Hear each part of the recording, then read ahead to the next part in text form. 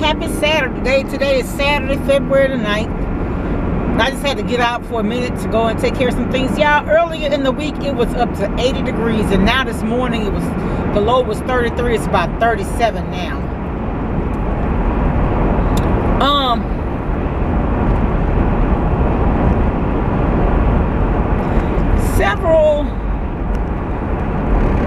I don't know if I even shared this video, but a few weeks ago, it may have been before Christmas, I had gotten in my car and the heat was blowing, but it was cold. And so I had to take my car to a mechanic, and I discovered it was the thermostat.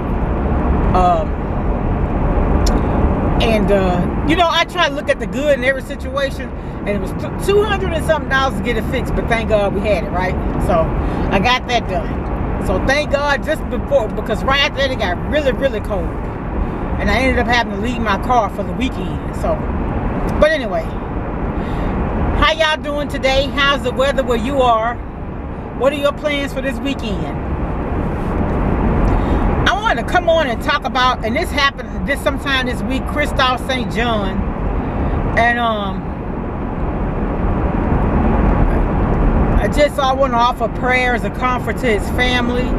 But I know after his son died, y'all, you could literally see it in his face. He really died of a broken heart.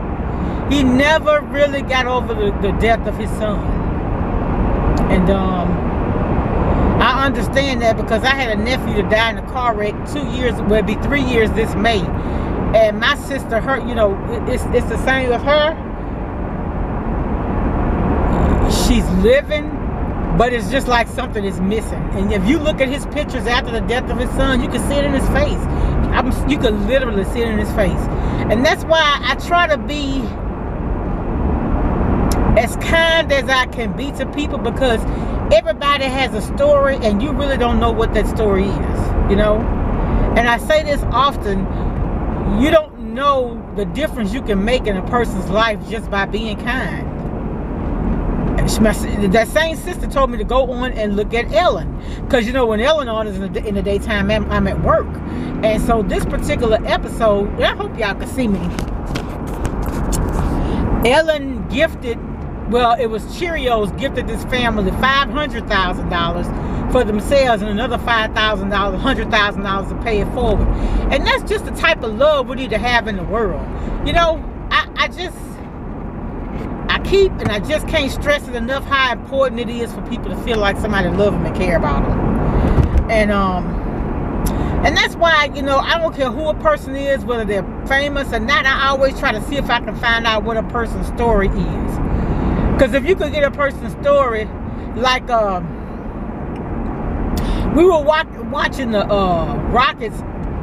Houston Rockets basketball team. And there's a young guy on there. God, I forgot his name. Oh, okay. So anyway, golly, he's African, and wow. I looked at his story. He started a non-profit for orphans, because I think at one time he was an orphan. I'm just saying, I think your greatest reward is in giving back. To me, it is an awesome feeling to be giving blessings to somebody else.